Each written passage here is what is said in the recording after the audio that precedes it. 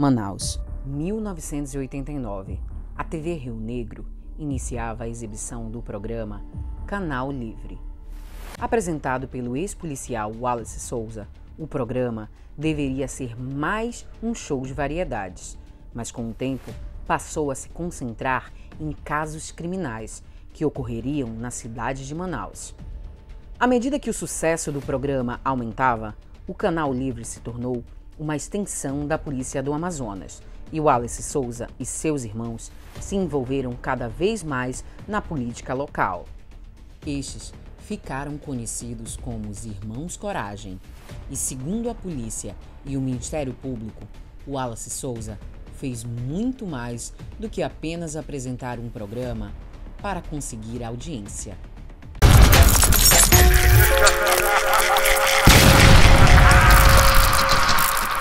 Olá, gente, tudo bem? Eu sou Mirla Prado, sejam muito bem-vindos ao canal da Fatos Sinistros. No vídeo de hoje, eu vou contar uma das histórias mais inacreditáveis que já aconteceram na televisão mundial, que nem Hollywood conseguiu imaginar. O caso Wallace Souza. Mas, antes de mais nada, eu quero pedir algo para vocês. Quem não for inscrito, por favor, se inscreve no canal. E quem já foi, ativa as notificações para você não perder nenhum caso sinistro mais a partir de agora. E deixa o like logo agora no começo do vídeo, porque depois provavelmente você vai esquecer. E o nosso canal está apenas começando. Isso ajuda muito a gente a crescer. Pode ser? Vamos para a história. Nascido em 12 de agosto de 1958, em Manaus, Wallace Souza entrou para a polícia em 1979 com o objetivo de combater o tráfico de drogas. Isso porque um de seus irmãos, o Ulisses, morreu em decorrência de uma overdose, o que deixou Wallace muito abalado e determinado a combater o tráfico. Em 1987, Wallace foi exonerado da polícia por existir uma suspeita dele estar envolvido no desvio de combustível da corporação, o que ele sempre negou, e fraude previdenciária. 2 anos depois, Wallace começou a trabalhar como apresentador e o único repórter do Canal Livre da TV Rio Negro. O programa era uma espécie de programa do Ratinho misturado com o da Atena, local. Com personagens cômicos, fantoches e com casos criminais, não era incomum que criminosos acusados fossem plantados na plateia, ao lado de suas vítimas. Não, o assassino que assassinou meu filho se encontrar. O homem que matou seu filho tá aqui? Segura ele! Segura ele! Tudo era muito teatral e amador, mas a verdade é que o povo amava e o programa se tornou sensação no Amazonas. Teve até cena que se tornou clássico na internet, virando meme nacional, onde Gil da Esfirra, sim, um vendedor de esfirra que sempre estava presente no programa, brigou com a pessoa que controlava o fantoche do Canal Livre, o Galerito. Olha, esse é o novo CD do Município, que já está vendo na Bemol, na Descolaser, em todo canto, gente. É o novo CD do Município.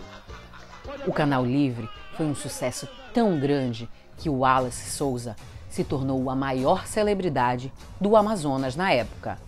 Como afirma sua diretora do Canal Livre na época, Vanessa Lima, ele era o defensor do povo, um herói aos olhos das pessoas, o homem que corajosamente e intransigentemente enfrentou os criminosos de forma destemida, e isso encantava a todos. Mas algumas coisas que aconteciam no programa soavam, no mínimo, como suspeito.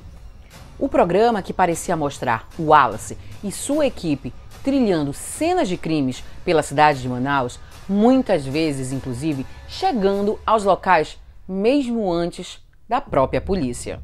As imagens eram mostradas sem nenhum tipo de censura. O sensacionalismo corria solto. Vítimas e bandidos eram mostrados em situações fortes e bizarras. Somente o que importava era a audiência. E o programa era o maior sucesso do Amazonas, batendo inclusive a Globo de Manaus. Um caso específico que chamou muita atenção aconteceu quando um dos repórteres do programa chegou à cena de um crime onde uma pessoa tinha sido... E a fumaça ainda subia do corpo. Enquanto transmitia tudo ao vivo, pasmem, o repórter começou a falar detalhes do que tinha acontecido e também dizer detalhes sobre a vítima, coisas que só uma perícia conseguiria falar. Ele afirmou que o corpo era de um homem e que tinha sido vivo depois de ser incinerado com gasolina. Saindo fumaça ainda, olha. É do sexo masculino. Na época, o público leigo não percebeu, mas como era possível ele saber detalhes que eram impossíveis de se perceber a olho nu? Em 1998, Wallace foi eleito como o deputado estadual mais votado do Amazonas, um assento que ele ganharia mais 2 vezes de maneira cada vez mais dominante, em 2002 e 2006. Seu irmão Carlos Souza também se envolveu em política e até foi vice-prefeito de Manaus. Assim, Wallace começou a se dedicar mais para a política, enquanto seus irmãos tomaram a frente do programa livre. Durante um dos programas, Wallace fez uma denúncia contra o prefeito Adail Pinheiro, da cidade de Coari, que era uma cidade muito rica devido à extração de petróleo na área. Mas não se engane que se tratava de uma cidade desenvolvida, não. Adail se apossava do dinheiro da prefeitura e se tornou um homem muito rico e poderoso. Apesar de tudo, a denúncia feita por Wallace não era sobre corrupção, mas sim de uma rede de abuso infantil.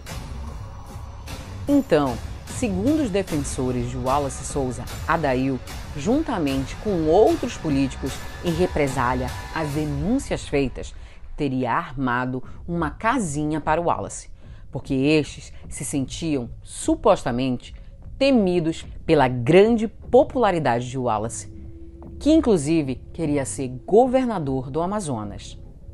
Coincidência ou não, após estas denúncias, em 2008, a casa começa a cair para Wallace Souza, quando o também ex-policial e agora traficante Moacir Jorge da Costa, mais conhecido como Moa, foi preso por cometer 9 homicídios, enquanto ainda estava na polícia.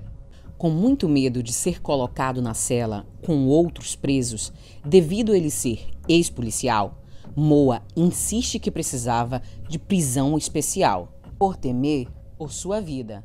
Então, em troca de proteção, ele decide entregar todo o esquema criminoso a que ele pertencia.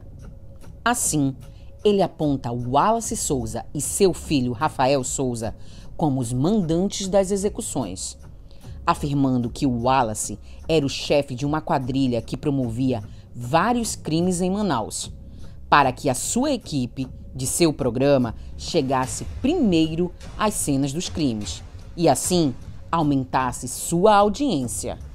O curioso de tudo isso é que, de fato, isso sempre ocorria. A equipe do programa livre, de forma impressionante, sempre era a primeira a chegar nas cenas. Na maioria das vezes, até antes da polícia, quando algumas vítimas ainda estavam vivas. E tudo isso era mostrado no programa sem nenhum tipo de escrúpulos.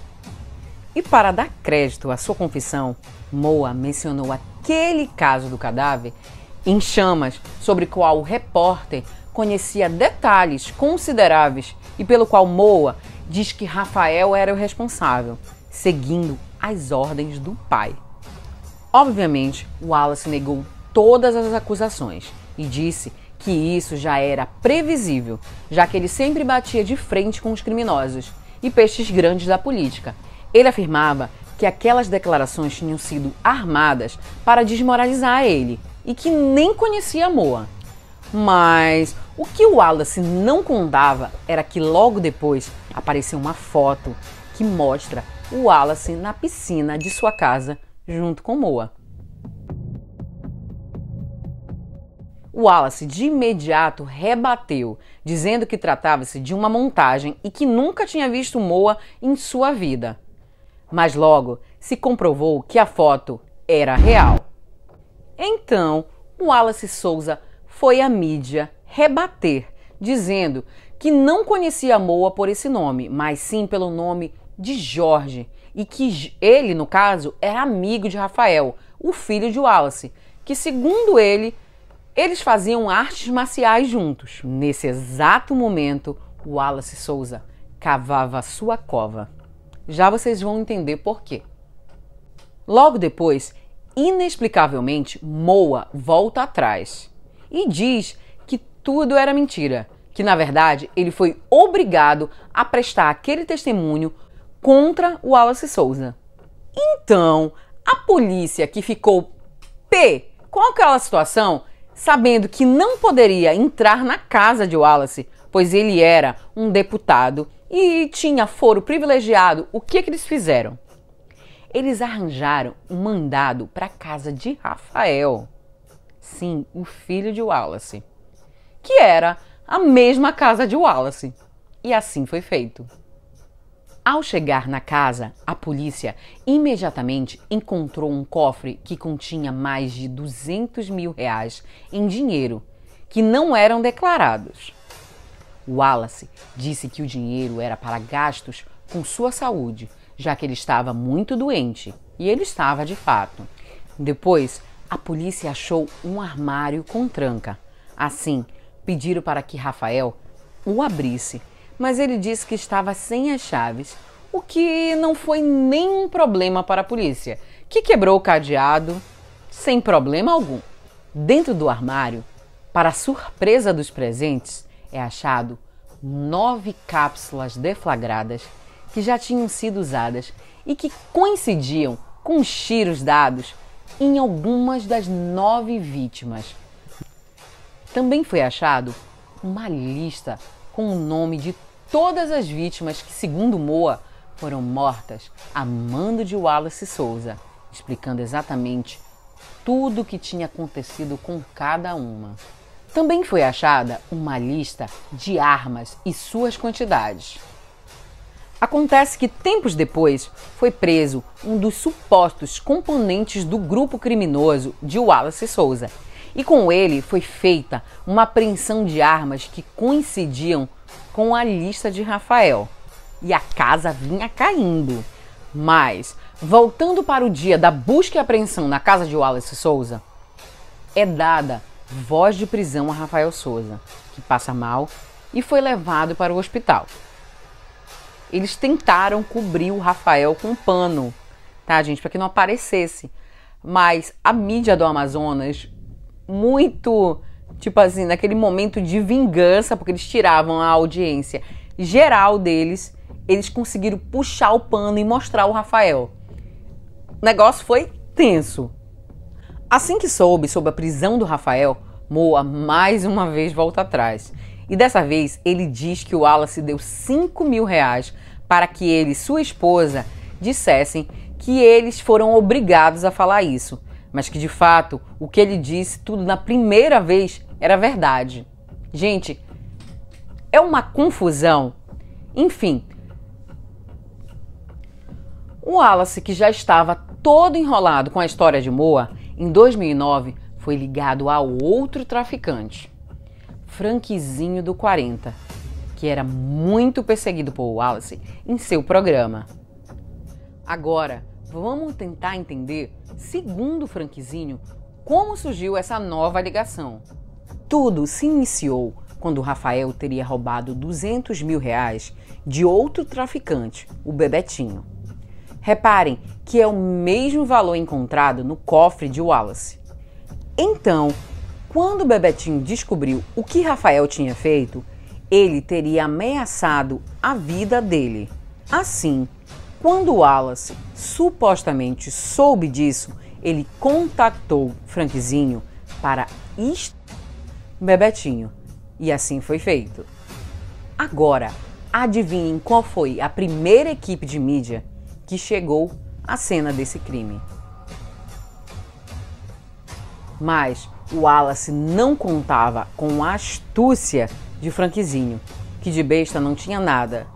Visando caso precisasse no futuro ter algo contra o Wallace, ele mandou fotografar os dois juntos durante uma reunião que tiveram. Assim, o traficante Bebeto, pai de Bebetinho, descobriu que além de terem roubado o filho dele, também tiraram a vida dele. A história tá enrolada demais, né, gente?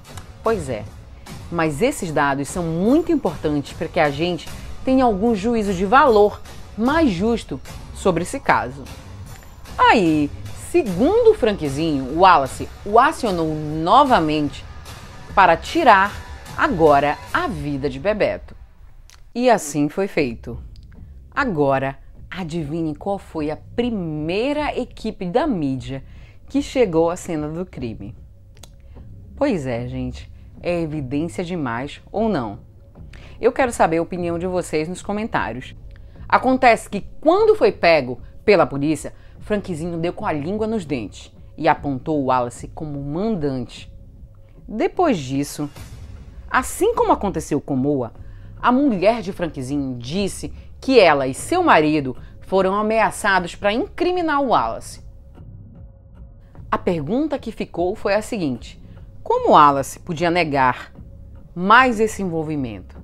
Pois não existia lógica nenhuma o homem visto como o grande combatente do tráfico no Amazonas ser fotografado amigavelmente com dois traficantes.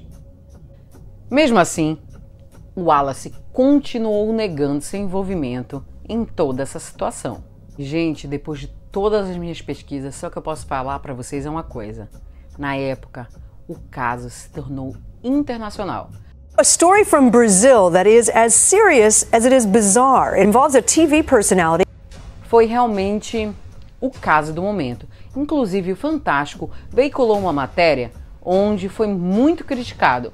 A polícia acredita que essas mortes eram encomendadas pelo próprio deputado apresentador. Sendo que apenas o Wallace Souza foi colocado como vilão e o outro lado da história não foi exposto. E toda essa exposição da mídia, que foi justamente o que levou o Wallace a se tornar a maior personalidade do Amazonas na época, fez com que ele fosse antecipadamente julgado pela opinião pública. Por isso, o Wallace Souza, em 2009, teve o que mais temia. Porque não há nenhuma prova contra mim. Se trouxessem uma prova contra mim, eu renunciaria ao meu mandato naquele momento. E até hoje nunca apresentaram nenhuma prova. O seu mandato cassado. E isso o levaria a júri popular, já que naquele momento ele não gozava mais do foro privilegiado. Logo depois de Wallace perder o foro privilegiado, a polícia foi até a casa do ex-deputado para prendê-lo. Mas para surpresa deles, ele tinha desaparecido. Sim, ele havia fugido. Segundo seu advogado, por temer por sua vida, já que provavelmente ele seria colocado na mesma cela de muitos bandidos que ele mesmo tinha ajudado a prender. Então, sua defesa, em uma espécie de negociação com a justiça, armou para que o Wallace se entregasse, mas com uma condição, que eles o colocassem em uma cela especial. Depois de preso, novas evidências começaram a surgir. Inclusive, uma ex-repórter do Canal Livre deu um forte testemunho contra o Wallace, afirmando que ela mesma teria presenciado flagrantes forjados a mando de Wallace. Aqui tem droga. E várias vezes eu vi, não tinha nada. Eles pegam lá no carro. Olha, aqui o tenente já conseguiu pegar semente de maconha aqui dentro. Flagrante de tráfico de droga, forjado, eu vi várias vezes. O Wallace chegou, viu a situação, mandou fazer o acusado confessar o crime que eles queriam. O Wallace falou isso e saiu. Eu simplesmente falei, eu não fico mais aqui. Eu chorei muito. E aí a primeira coisa que eu fiz quando eu acordei de manhã foi ligar para o tenente. A defesa do ex-deputado alegou mais uma vez que era um depoimento armado, assim como o de Moa. Ela está na mesma condição do Moa, o dono da onipresença. Ela viu tudo, ela nunca denunciou, ela viu fatos, nunca denunciou. Então, é a mesma posição do Moa. Todo esse desgaste emocional acarretou na piora da saúde de Wallace, que já estava muito debilitado, até que, em 2010, ele veio a óbito. O corpo do ex-deputado Wallace Souza chegou na manhã desta quarta, 28 de julho, no Aeroporto Internacional Eduardo Gomes.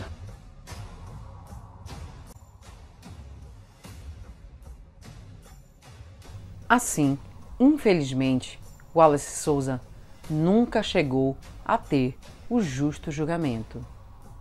Somente seu filho, Rafael Souza, foi a julgamento e foi condenado pelos crimes. Este pegou 9 anos de prisão. Nem Moa, nem ninguém mais foi condenado. O que parece que, na verdade, realmente se tratava de uma perseguição política. No mínimo, é estranho.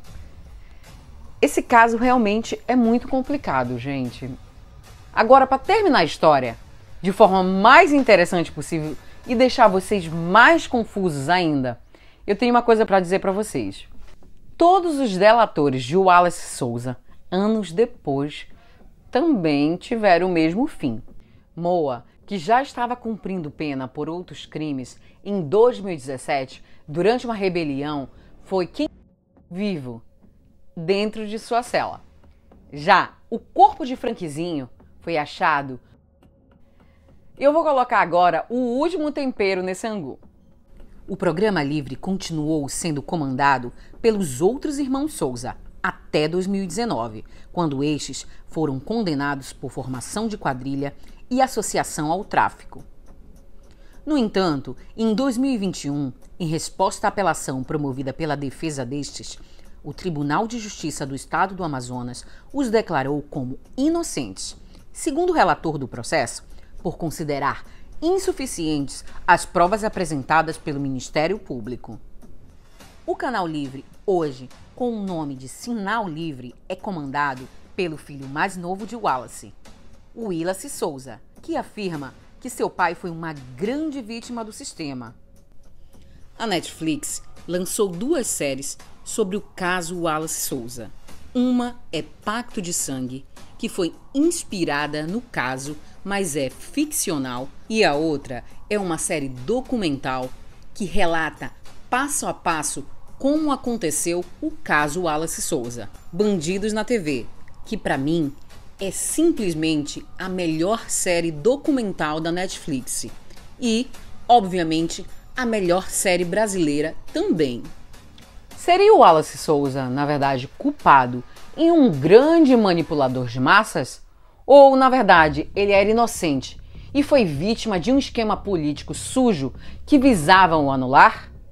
Sem esquecer que existe também a teoria que diz que, na verdade, o único culpado de tudo era Rafael. E o Wallace, como pai, um bom pai, apenas fez tudo para defender seu filho. Me fala agora nos comentários o que você acha. Gente, esse foi o Caso Sinistro de hoje. Eu espero que vocês tenham gostado e semana que vem tem mais. Eu vejo vocês semana que vem.